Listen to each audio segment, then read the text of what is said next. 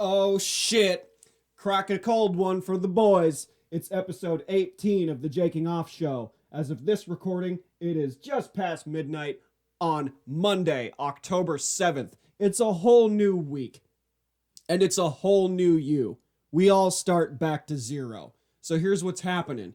Forget about your failures. Forget about your successes. Forget about everything. It's a clean slate. Start fresh and focus on what you do best. Fuck the Joker. Fuck Donald Trump. Fuck everything that's going on in the world. Fuck the oceans. Fuck the turtles. Fuck everybody. It's all about you. Focus on you. You're the only fucking person that matters because no one else is going to stick up for you or support you. Because we live in a world where everyone is out for themselves. Everyone's out to get theirs. That's what this fucking town is all about. Everyone is just trying to survive.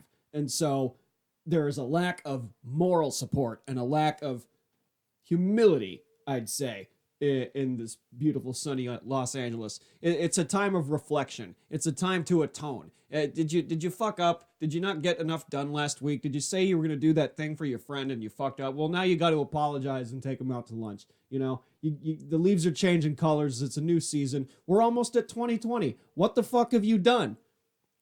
Really think about it. What did you get done and what could have you gotten done and what can you get done before we reach the holidays? Because that's the only time when you can relax, man. Is that week off for like Hanukkah or that week off for Christmas or the Christmas break or fucking Kwanzaa if you do that. Christmas, Hanukkah, Kwanzaa if you do all three, if you're an egalitarian and all holidays are equal, fuck it.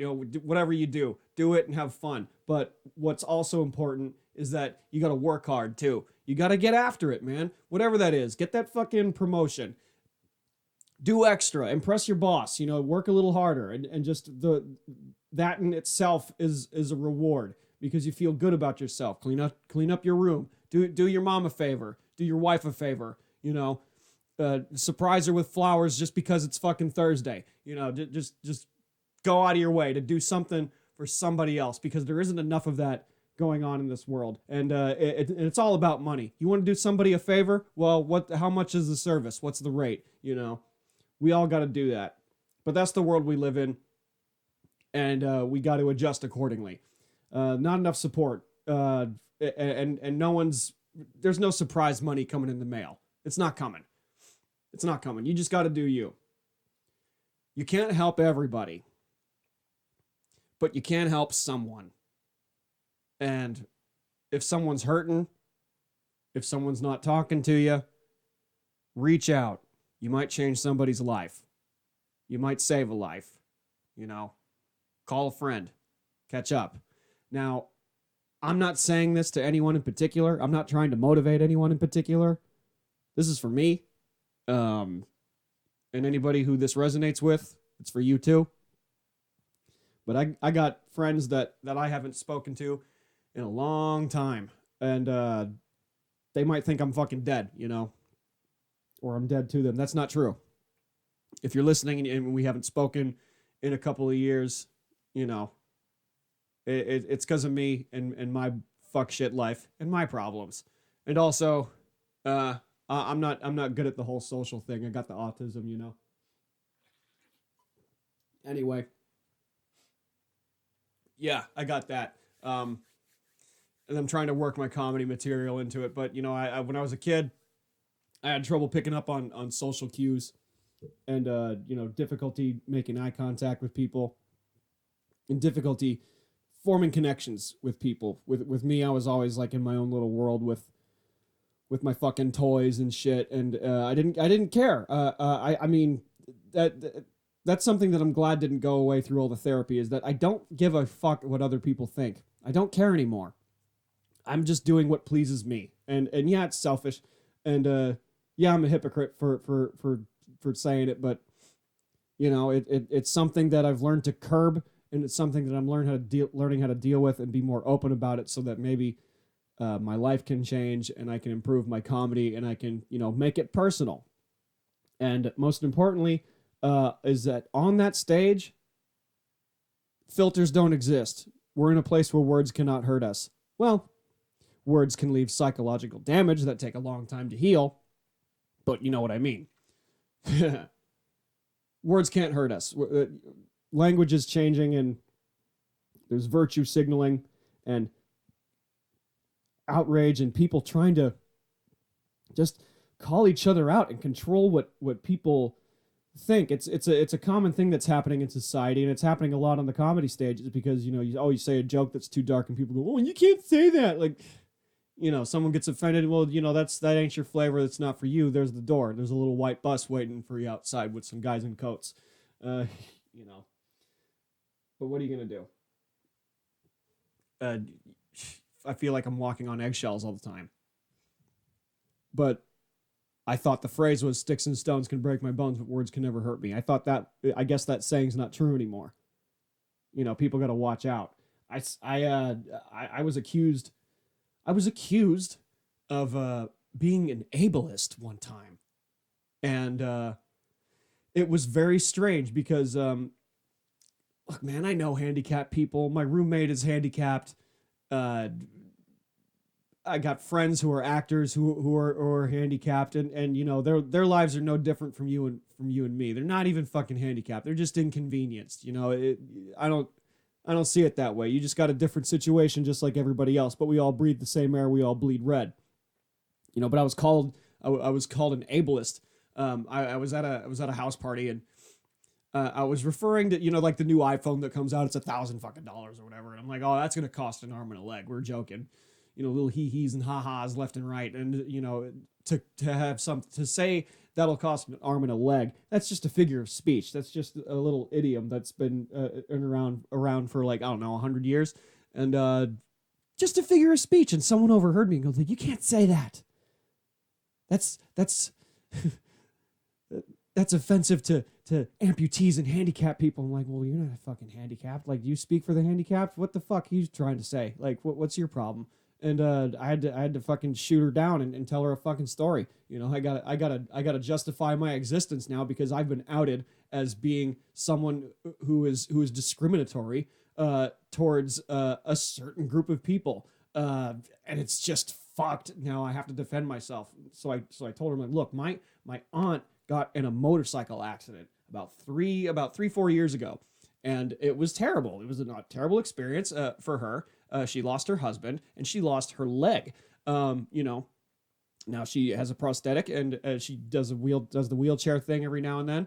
But, she's okay. She survived and she's good. And we joke about it like, hey, let's go to IHOP or let's go bar hopping. It's like I deal with bad things that happen in my life and I try to spin it in a humorous way. I had to tell her that fucking story. Look, I know I'm related to someone who went through a bad situation. So don't you dare fucking tell me that I'm like a racist or an ableist or sexist or whatever the fuck, that's just a figure of speech now up on stage. There's gay jokes, there's black jokes, there's Mormon fucking jokes and shit like that, but they're jokes,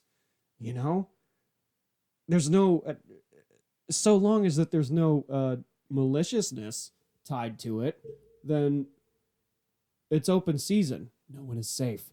But that's not what I mean by that. It's just jokes and people are trying to control how to say things, and it's getting really hairy now. And I'm not really about that. It's kind of like trying to shove your religion down my throat. It's the same thing. You got to believe this way. You got to believe what I believe. I'm trying to save you. I'm trying to help you. And it's like, no, you're not. You're preaching and you're trying to control people. And you're no better than those fucking people. Not that I'm not saying Christians are bad or whatever or whatever. But it's the indoctrination of you have to think this way or you have to say things in a certain way so you don't hurt any feelings. Now, I don't mean to hurt feelings when I say things that are off color or whatever. It's a joke. It is a form of entertainment.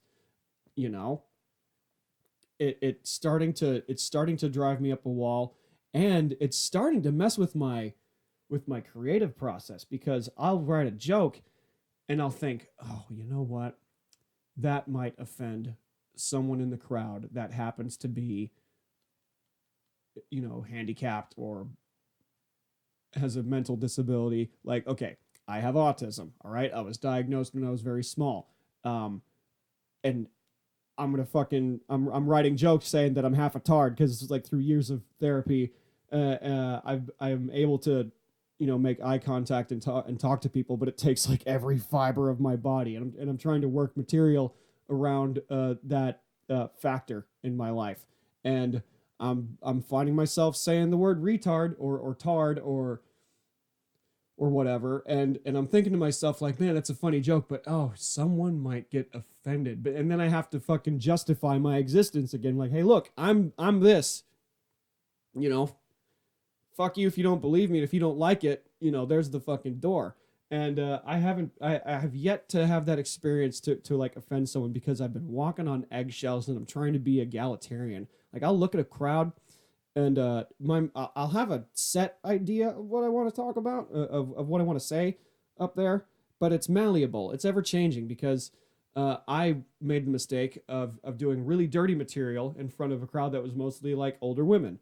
And that done dirty jokes and sex jokes and pussy jokes don't really sit well with old white ladies. And I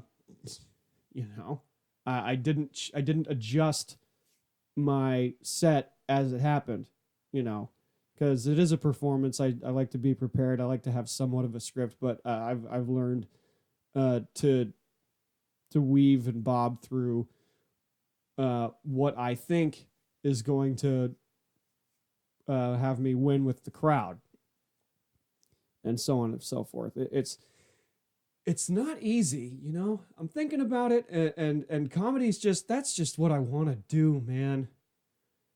I'm addicted to it. I'm infected by it. It's an obsession, and it's not like I'm making any money now. I don't even care about that. As long as I'm able to do what I like doing, then that doesn't matter. The money comes later. For example, this podcast. Okay. It ain't shit, barely anybody's listening, and I know that. Do I let that affect me? I try not to. But I like doing it, despite the fact that it's totally oversaturated and everyone has a podcast, whether they're a comedian or not. Well-known comedians at a high level have definitely like taken to that to, as another source of income for their fan base or whatever.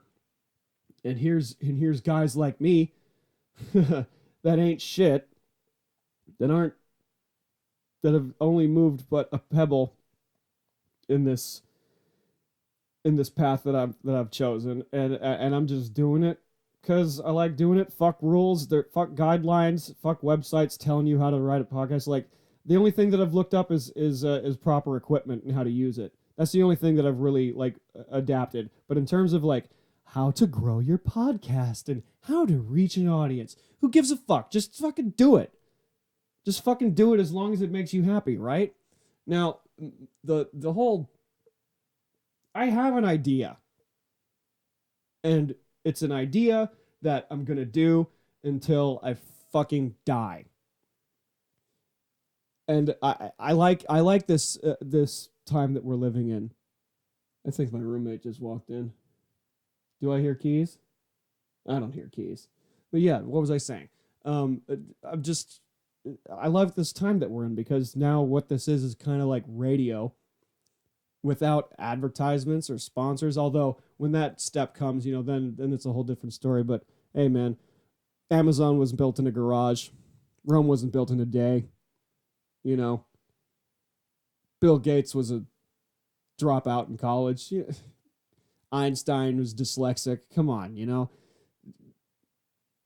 I'm not worried about the hardships anymore. Just fucking go and get after it and do it. Now, my plan here is to have guests and talk about the nuances of the day and opinions on what the fuck's going on in the world, and also talking about their creative art, whatever that is.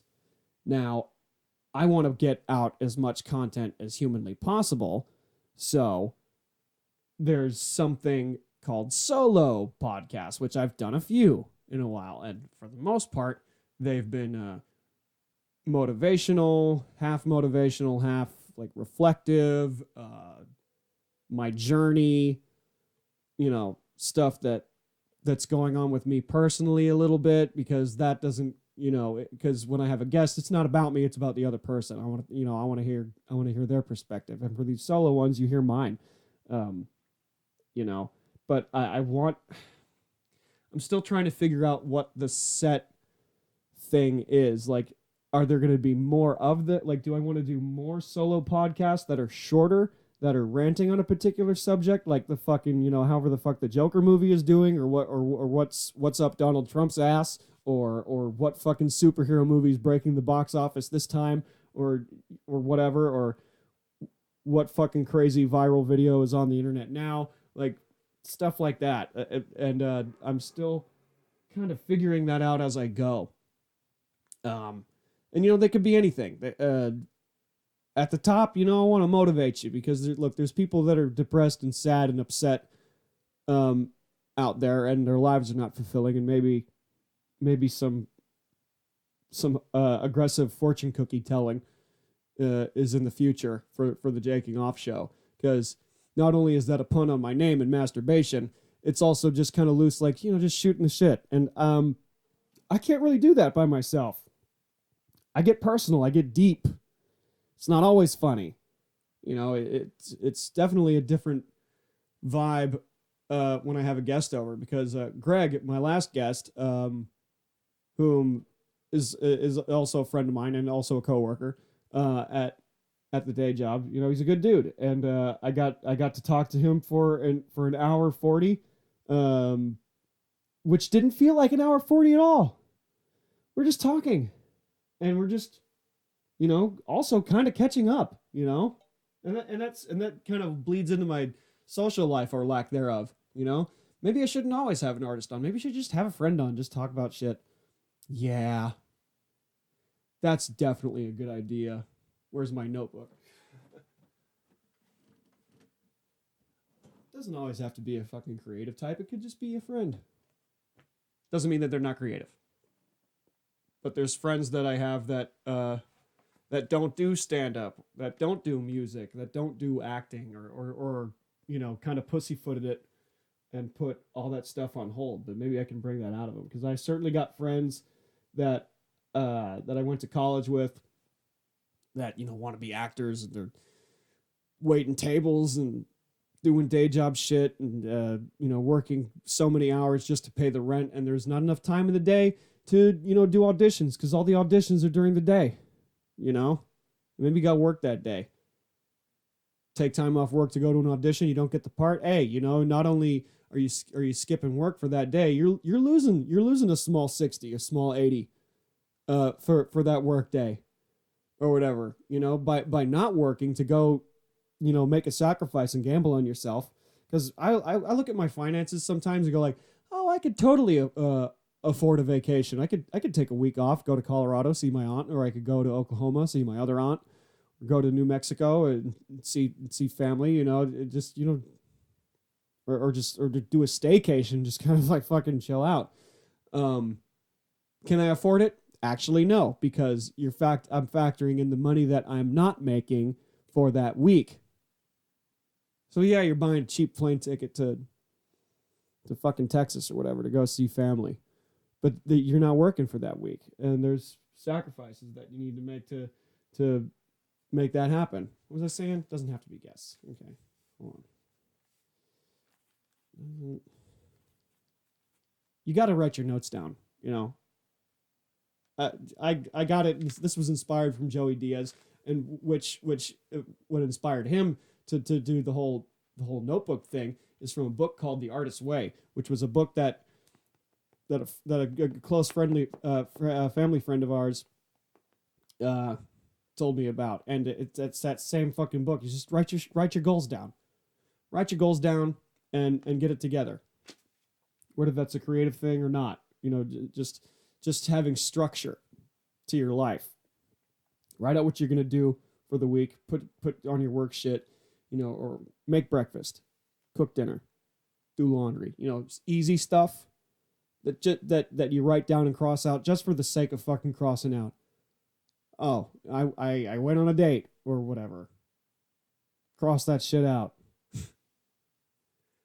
I can't date. I can't do it. I can't do it. I'm too selfish. I've been single for way too long, and whoever comes next into my life on an intimate and romantic level, and all that warm and fuzzy shit is gonna really fuck up what I've got going for myself. It'll really fuck things up. The next one's got to be smarter than me. The next one should hopefully be the last one. This might sound a little racist, but I gotta date a black chick. I gotta date like a Latina. I can't date white chicks anymore. It's got to be some brown sugar. It has to, man. No, because like the only I only dated like one black chick, and that's the only one that I never cheated on. And that was my first relationship, but it's long story. But I never cheated on her. She was the only one. Everybody else was white or Asian, who I cheated on them. Because when you date a black chick, you are also dating the DEA, the FBI, the CIA, Homeland Security, the NSA. They're on top of your shit. You were on a tight leash, and you're whipped, man. You're whipped. Pussy whipped. Yeah, whatever. But I gotta date somebody. She doesn't have to be black. She can be whatever, as long as she's hard on me. Because I have wild temperament. I have a tendency to deceive people, especially if they're not as smart as me. Because if they're not as smart as me, they don't investigate me. They don't look into my phone. They don't look into my shit. Because I'm too busy being sneaky. That's my dad and me. I'm kind of an asshole on that regard.